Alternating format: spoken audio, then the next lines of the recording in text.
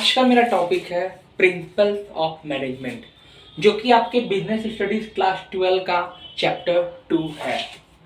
तो आज हम लोग जानेंगे, अभी तक हम लोगों ने पढ़ा कि मैनेजमेंट क्या होता है, मैनेजमेंट का नेचर क्या होता है, मैनेजमेंट क्यों जरूरी है, मैनेजमेंट का लेवल पढ़ा। अब हम लोग पढ़ेंगे कि जो मैनेजमेंट से रिलेटेड प्रिंसिपल जो होता है वो क्या क्या होते हैं और प्रिंसिपल्स क्या होता है। तो सबसे पहले बात करते हैं कि आखिर प्रिंसिपल होता क्या है। तो प्रिंसिपल एक जनरली आपका एक गाइडलाइंस, एक होता है ना, एक सुझाव देना, एक हेल्प करना। तो जनरली जो आपका प्रिंसिपल होता है क्या होता है, गाइडलाइंस होता है।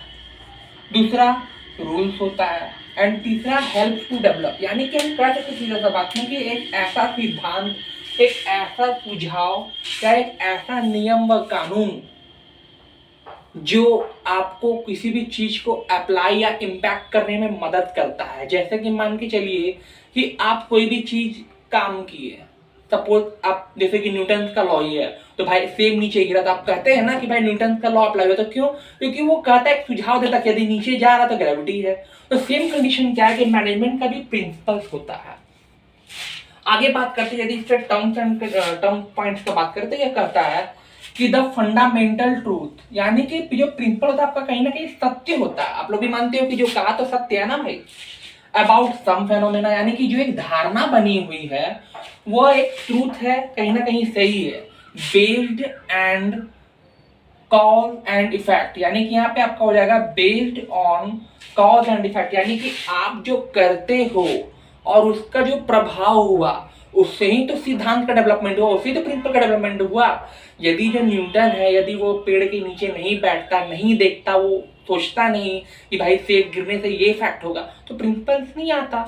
तो यहाँ पे भी मैनेजमेंट में आपका क्या है कि सबसे पहले ट्राई करता है, ट्राई किया, उसका इफेक्ट क्या हुआ, तब जाके आपका कहीं ना कहीं आपका प्रिंसिपल बनता है। ये प्रोसेस है एक तरह से। अब इसके नेचर और फीचर क्या है, यानी कि बोलेगा कोई भी तो इसका नेचर क्या है। तो सबसे पहला पॉइंट का जिक्र होता है यहाँ पे यूनिवर्सल एप्लीकेशन। अब एक बात ध्यान रखिएगा कि जो आपका मैनेजमेंट का जो प्रिंसिपल्स होता है ना, वो आपका हर जगह अप्लाई होता है, चाहे वो स्कूल हो, चाहे वो आपका घर ही क्यों ना हो, चाहे आप बाजार में रहो, तो हर जगह एक मैनेजमेंट का प्रिंसिपल होता है, यूनिवर्सल है, हर जगह सार्वभौम है। दूसरा है जनरल गाइडलाइन। अब यहाँ पे क्या है कि आपको जो प्रिंसिपल है आपका जनरल गाइडलाइन देता है कि भाई तुम ऐसे करोगे तो अच्छा होगा। कभी कभी लोग बोलते हैं नहीं कि अगर इस तरह से कस्टमर को अट्रैक्ट करोगे या फिर सेल्स बढ़ाना तो कस्टमर को अट्रैक्ट करो, तो कहीं ना कहीं जनरल आपका गाइडलाइंस है। तो यहाँ पे भी आपको क्या बोलता है कि general guideline second number point में एक तरह से सुझाव देता है, जनरल एक तरह से बोलते हैं ना गाइडलाइन करना, गाइड करना। तीसरा होता है फॉर्म बाय प्रैक्टिस। अब ये बनता कैसे है, तो जब हम लोग प्रैक्टिस करते हैं, प्रैक्टिस करने का मतलब यहाँ पे कि जब हम लोग अपनाते हैं तब देखते हैं कि भाई प्रिंसिपल फॉलो हो रहा है या नहीं। जनरली बोलता है कि मैनेजमेंट प्रिंसिपल में क्या आ जाएगा, तो भाई बढ़ाना, बढ़िया से मैनेजमेंट करना, ऑर्गेनाइजेशन करना। तो हम लोग देखते हैं कि भाई सच में ये अप्लाई हो रहा है कि नहीं हो रहा। यदि अप्लाई हुआ तो भाई प्रैक्टिस में आएगा, काम करेंगे। चौथा बोलता है फ्लेक्सिबिलिटी।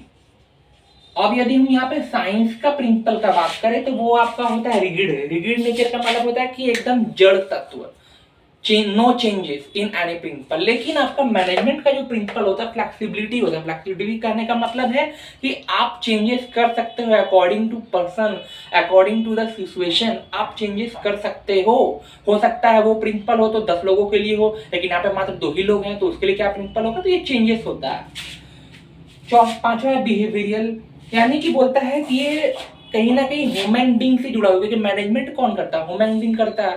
तो आपका यहाँ पे क्या है कि बिहेवियरल इन नेचर, यानी कि ह्यूमन बीइंग बदल रहा है तो उसके अनुसार चेंजेस भी हो रहा है प्रिंसिपल। तो आपका कहीं ना कहीं बोलता है कि behaviour in nature. And the last point based on cause and effect, क्या करेंगे तो उसका रिजल्ट क्या होगा, इस पर ये पूरी टिका हुआ है। अब यहाँ पे हम बात करते हैं एक लास्ट पॉइंट टॉपिक में कि fathers of management, fathers of principle of management. तो उसका आंसर है आपका हेनरी फेयोल। ये उनको बोलते हैं fathers of principle of management. Next video में हम बात करेंगे कि जो पर्सन है, आपके 2 पर्सन है, हेनरी फेयोल और आपका F.W. टेलर, उनके प्रिंसिपल के बारे में बात करेंगे। Thank you so much.